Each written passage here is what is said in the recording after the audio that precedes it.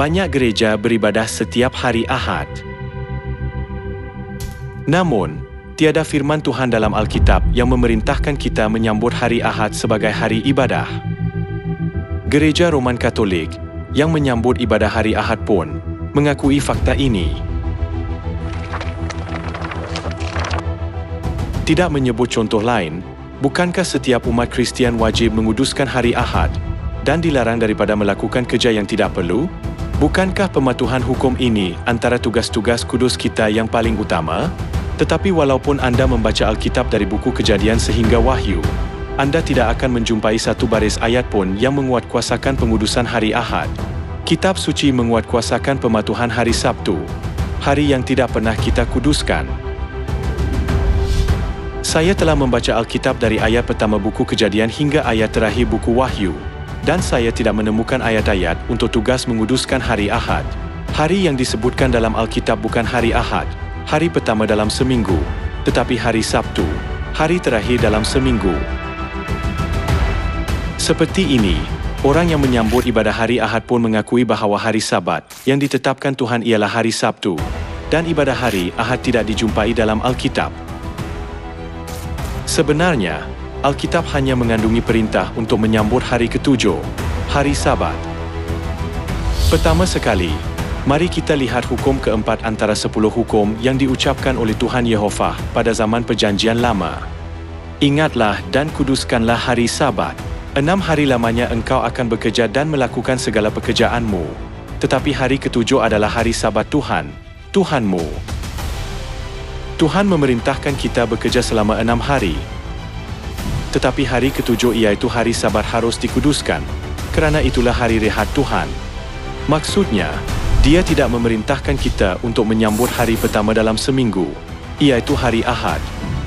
Jadi, hari yang harus kita kuduskan untuk mentaati firman Tuhan ialah hari Sabat, hari ketujuh, iaitu hari Sabtu.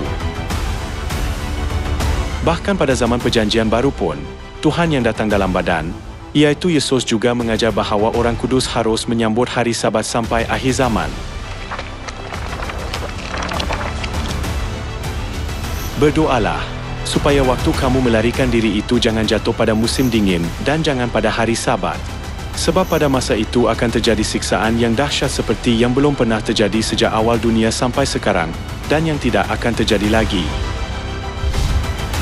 Yesus meminta kita berdoa supaya hari kesusahan yang terakhir tidak akan jatuh pada hari Sabat. Maksudnya orang kudus harus menguduskan hari Sabat sehingga hari terakhir. Jadi, kedua-dua Perjanjian Lama dan Perjanjian Baru tertulis bahawa Tuhan memerintahkan kita untuk menyambut hari Sabat. Tidak ada ayat dalam Alkitab yang berkata harus menyambut hari Ahad, iaitu hari pertama dalam seminggu. Namun, kini banyak gereja meninggalkan hari Sabat Tuhan dan menyambut ibadah hari Ahad yang tidak terdapat dalam Alkitab. Apakah yang akan berlaku kepada mereka? Aku bersaksi kepada setiap orang yang mendengar perkataan-perkataan nubuat dari kitab ini. Jika seorang menambahkan sesuatu kepada perkataan-perkataan ini, maka Tuhan akan menambahkan kepadanya malapetaka-malapetaka yang tertulis di dalam kitab ini. Dan jikalau seorang mengurangkan sesuatu dari perkataan-perkataan dari kitab nubuat ini, maka Tuhan akan mengambil bagiannya dari pohon kehidupan dan dari kota kudus, seperti yang tertulis di dalam kitab ini. Jika kita menambahkan apa-apa pada firman Tuhan yang tertulis dalam Alkitab, kita akan ditimpa malapetaka.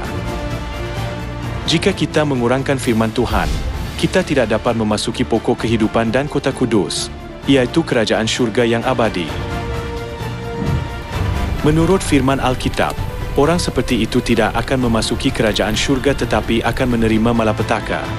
Jadi, marilah kita ingat supaya tidak menambah atau mengurangkan firman Tuhan. Sambutlah hari ketujuh, hari Sabat pada hari Sabtu yang Tuhan perintahkan dan menerima berkat yang dijanjikan.